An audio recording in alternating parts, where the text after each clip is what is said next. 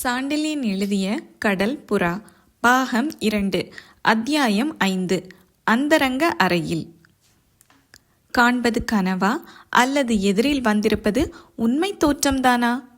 இருப்பது சொர்ண பூமியின் அக்ஷயமுனையா அல்லது கலிங்கத்தின் பாலூர் பெருந்துறையா என்ற சந்தேகம் இளைய பல்லவன் இதயத்தில் எழுந்து அவன் சித்தத்தை எல்லையற்ற பிரமிப்புக்கும் குழப்பத்திற்கும் உள்ளாக்கியதென்றால் அதற்கு காரணம் இருக்கத்தான் செய்தது.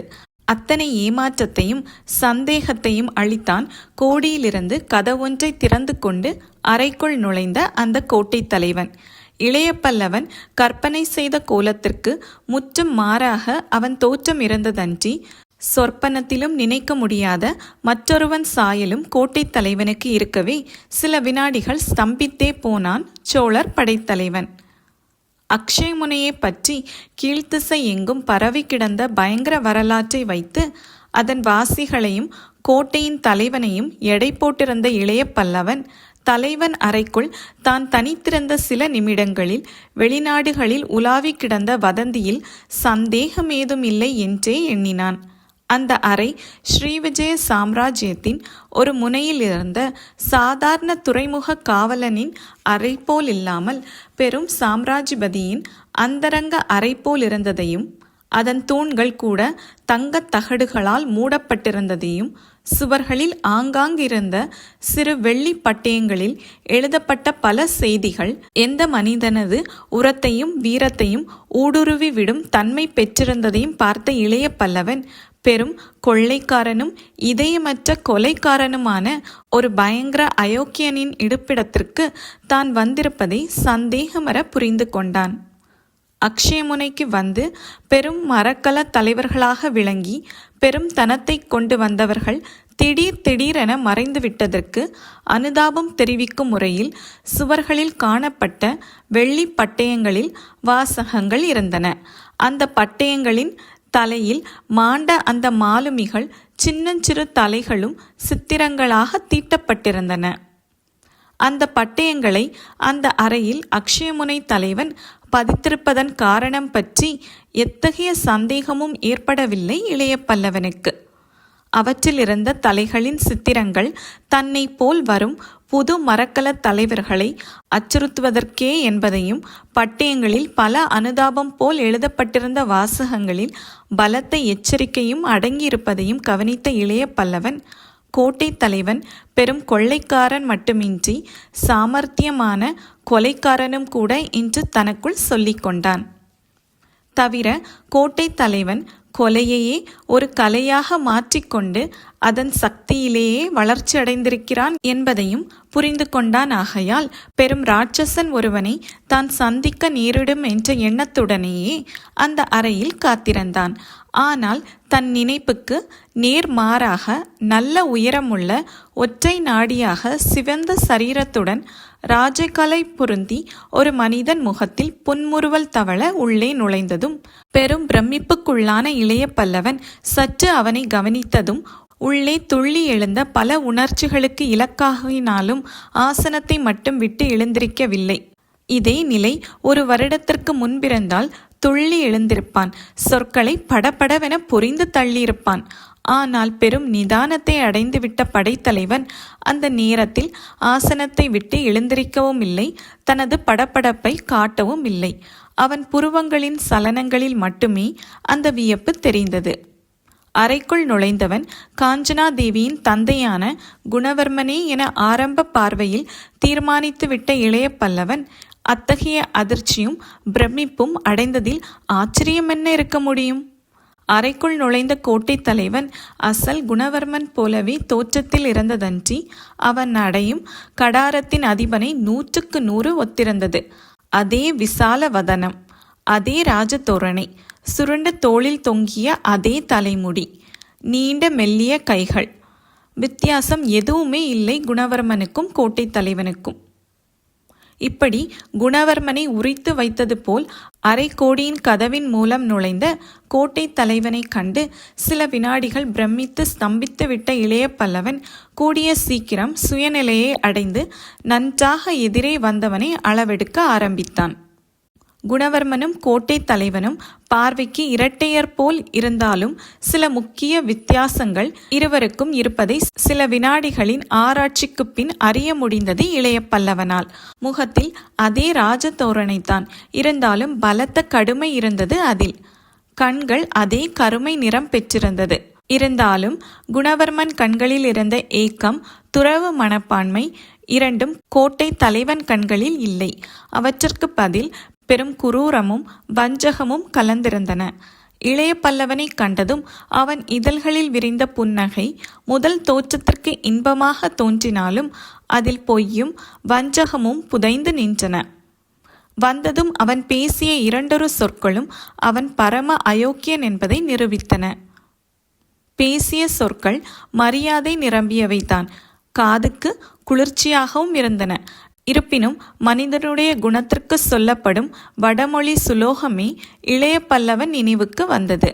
பஞ்சகத்தைப் போல் விரிந்து வரவேற்கும் முகம், சந்தனத்தைப் போல் குளிர்ந்திருக்கும் சொற்கள், வஞ்சகம் நிறைந்த நெஞ்சம், இம்மூன்றும் அயோக்கியனுடைய லட்சணங்கள் என்ற கவிதையை ஒரு முறைக்கு 2 முறையாக தனக்குள் சொல்லிக் கொண்ட இளைய பல்லவன் கோட்டை தலைவனுக்கும் அந்த சுலோகத்திற்கும் பொருத்தம் 100க்கு 100 என தீர்மானித்து கொண்டாலும் அந்த எண்ணங்களை அணுவளவு முகத்தில் காட்டாமல் கோட்டை தலைவன் உள்ளே நுழைந்ததும் ஏற்பட்ட திகைப்பை 2 வினாடிகளில் சமாளித்து கொண்டு புன்முறுவல் செய்தான். அத்தனை துரிதமாக இளைய பல்லவன் தன் ஆரம்ப திகைப்பையும் எண்ணத்தையும் மறைத்திருந்தும் கூட அவன் உணர்ச்சிகளை நொடி பொழுதில் கவனித்துவிட்ட கோட்டை தலைவன் இன்ப புன்முறுவல் தவழ்ந்த இதழ்களுடன் அரைக்கோடியிலிருந்து நடுவிடத்திற்கு வந்து பெரும் அதிர்வெடி ஒன்றை எடுத்து படைத்தலைவன் மீது வீச முற்பட்டு, அக்ஷயமுனைக்கு இளைய பல்லவன் வருகை நல்வரவாகட்டும் இன்று சர்வ சாதாரணமாக வரவேற்பு கூறி எதிரே இருந்த நவரத்னங்கள் இழைக்கப் பெற்ற ஆசனத்தில் அமர்ந்து கொண்டான். அக்ஷயமுனையின் தலைவன் பேசிய மொழி சொர்ண பூமியின் காவி பாஷையாய் இல்லாமல் தூய்மையான தமிழாய் இருந்தது பற்றி மட்டுமின்றி தன் பெயரையும் அவன் அறிந்து கொண்டிருப்பது பற்றி பேராச்சரியமடைந்தான் இளைய பல்லவன்.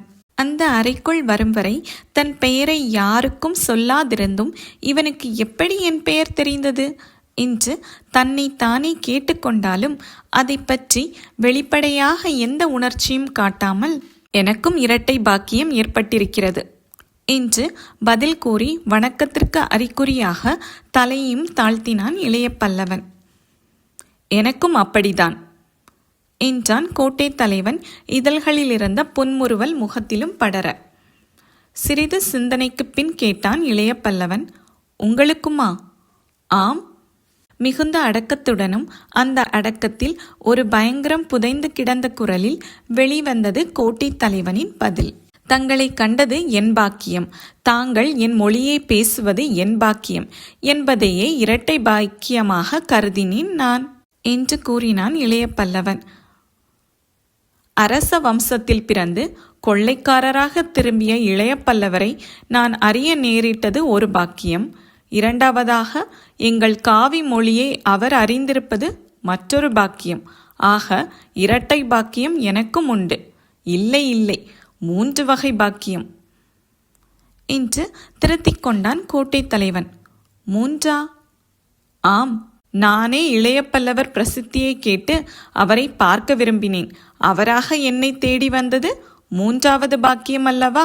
இதற்கு என்ன பதில் சொல்வதென்று தெரியாத இளைய பல்லவனை நோக்கிய கோட்டை தலைவன் தன் கைகளை கோர்த்து மடியில் வைத்து கொண்டு, நமக்குள் முன்பே மறைமுக தொடர்பும் இருப்பது என் பாக்கியத்தை அதிகப்படுத்துகிறது என்று சொன்னான். அவன் எதை கூறுகிறான் என்பதை புரிந்து கொண்ட இளைய பல்லவன், ஆம், ஒருவித தொடர்பு இருக்கத்தான் செய்கிறது என்றான்.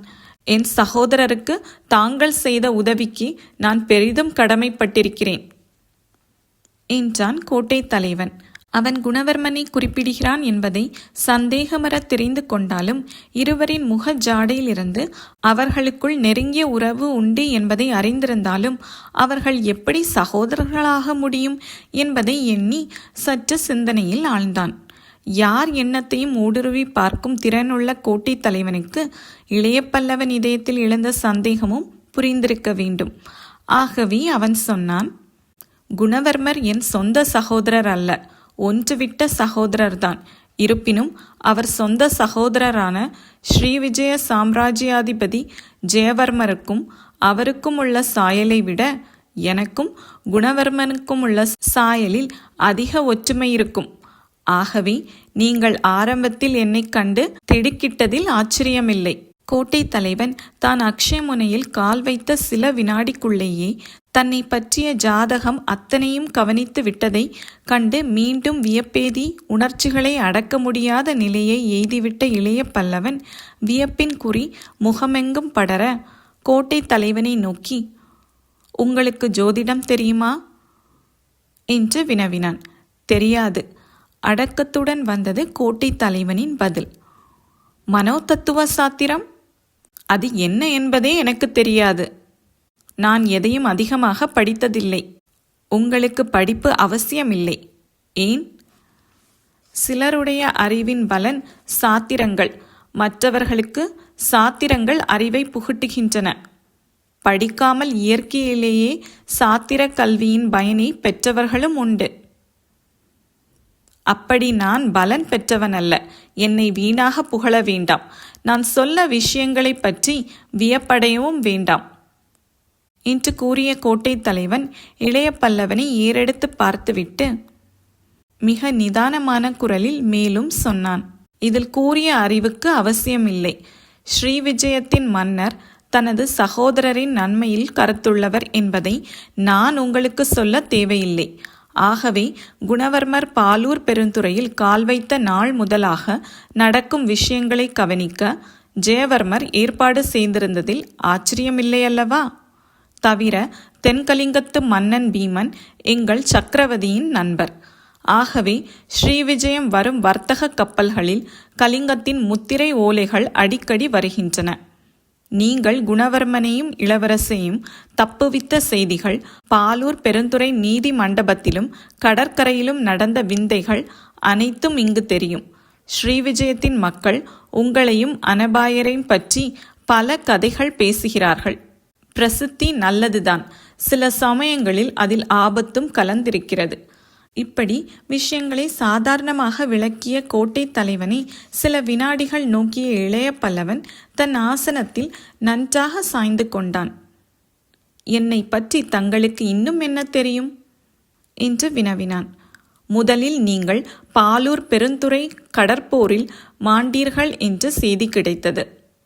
6 மாதங்களுக்கு பிறகு யாரோ ஓர் இளைய பல்லவர் அஹூதாவின் உபத்தலைவராய் இருப்பதாகவும் கடற்போரில் குருவான அஹூதாவே மிஞ்சியவன் என்றும் கேள்விப்பட்டோம். பிறகு ஊகம் பிரமாதமா? இரண்டும் 4ஆகிவிடும். அஹூதாவின் உபத்தலைவர் என்னை பார்க்க விரும்புவதாக காவலர் தலைவர் சொன்னார். வந்திருப்பது யாரென தெரிந்தது. அரச வம்சத்தை சேர்ந்த ஒருவரை சாதாரணமாக வரவேற்க கூடாதென உங்களை என் அந்தரங்க அறைக்கே வரவழைத்தேன். இதற்கு முன்பு இங்கு வெகு சிலர்தான் வந்திருக்கிறார்கள் என்று கோட்டை தலைவன் பேச்சை சட்டென்று நிறுத்தினான். அப்படியா? இளைய பல்லவன் குரலில் சந்தேகம் துணித்தது. அந்த சிலரும் துர்பாக்கியம் செய்தவர்கள் என்றான் துயரத்துடன் கோட்டை தலைவன். ஏன்? இளைய பல்லவன் குரலில் மேலும் சந்தேகம் துணித்தது. இங்கு வந்தபின் அவர்கள் காணப்படவில்லை. அப்படியா? ஏதோ விபத்துக்குள்ளானார்கள். என்ன விபத்தோ? என்ன விபத்தோ தெரியாது. அவர்கள் சடலங்கள் மட்டும் கோட்டைக்கு வெளியே கிடந்தன. சடலங்களுக்கு 20 அடி தள்ளி தலைகள் கிடந்தன. பயங்கரம். பயங்கர விளைவுகள் இங்கு அதிகமில்லை. எப்பொழுதாவது ஒரு முறை நடக்கும். அந்த சிலரும் தங்களைப் போலவே கடற்போரில் பிரசித்தி பெற்றவர்கள். அப்படியா? ஆம். பிரசித்தியில் அத்தனை ஆபத்தா? ஆம் இளைய பல்லவரே, சந்தேகம் இருந்தால் திரும்பி பாருங்கள் என்ற கோட்டை தலைவன் இதழ்களில் பயங்கர புன்னகை அரும்பியது. இளைய பல்லவன் திரும்பி நோக்கினான். பின்புறத்தில் உருவிய வாள்களை ஏந்தி 2 வீரர்கள் நின்றிருந்தார்கள்.